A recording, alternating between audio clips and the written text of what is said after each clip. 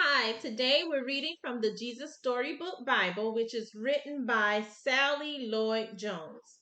And the story today is titled The Forgiving Prince. This is the story of Joseph and his brothers, and this comes from Genesis chapters 37 to 46.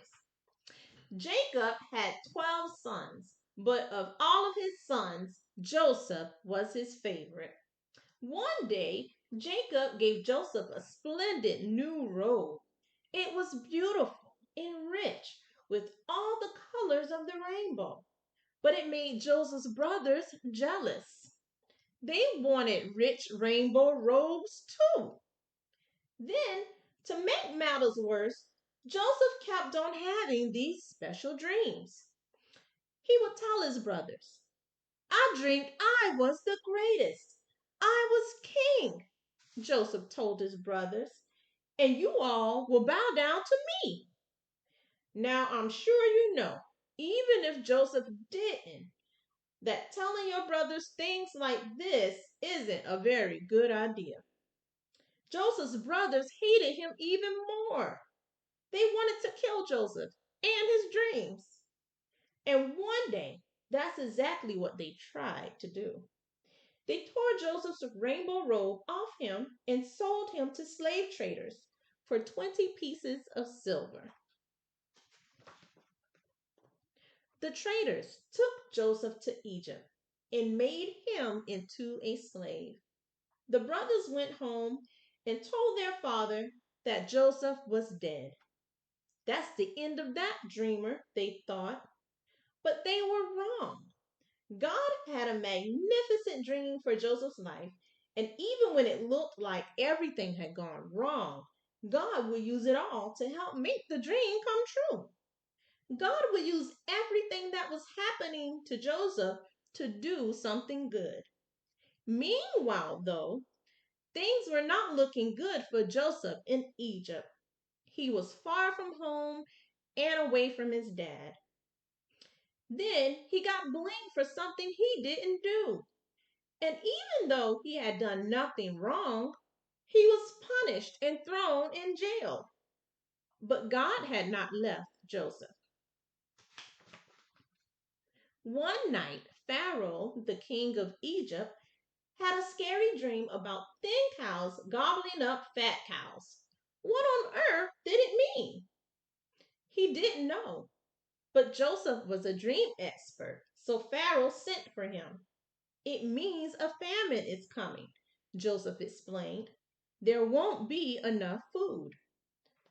Pharaoh was so pleased by Joseph's skill that he immediately took Joseph out of jail and made him a prince. Now, back home, Joseph's brothers had run out of food and everyone was hungry. God's special family was in danger, and if they didn't get food soon, they would starve to death. So Joseph's brothers traveled to Egypt to buy food. They came and knelt before the new prince. His brothers didn't know that the prince was Joseph, but Joseph knew who they were.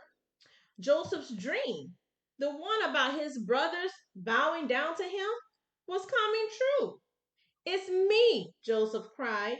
When they saw it was Joseph, his brothers were afraid. They had wronged Joseph. They had sinned and they knew it. Now Joseph would certainly punish them.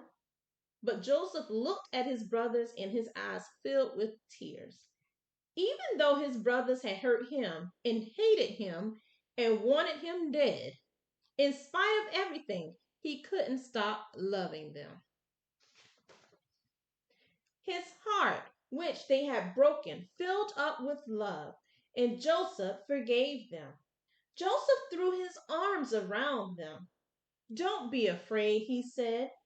Behind what you were doing, underneath everything that was happening, God was doing something good. God was making everything right again. Joseph didn't punish them, he rescued them. He brought God's special family to live safely with him in Egypt. One day, God would send another prince, a young prince whose heart would also break. Like Joseph, he would leave his home and his father. His brothers would hate him and want him dead. He would be sold for pieces of silver. He would be punished, even though he had done nothing wrong. But God would use everything that happened to this young prince, even the bad things, to do something good, to forgive the sins of the whole world. The end. So there's 2 points in this story that I want to point out. The first point is that even when bad things are happening or going on, we have to be optimistic and know that God is going to turn it around for our good. And then the second point is we should be like Joseph. So even when those family and friends they hurt you, forgive them and still love them. And then if we're the ones to hurt someone, we too have to learn to ask for forgiveness ourselves. So go back and review this story. Read Genesis chapters 37 to 46 and just review it. All right. Have a blessed day and enjoy your story.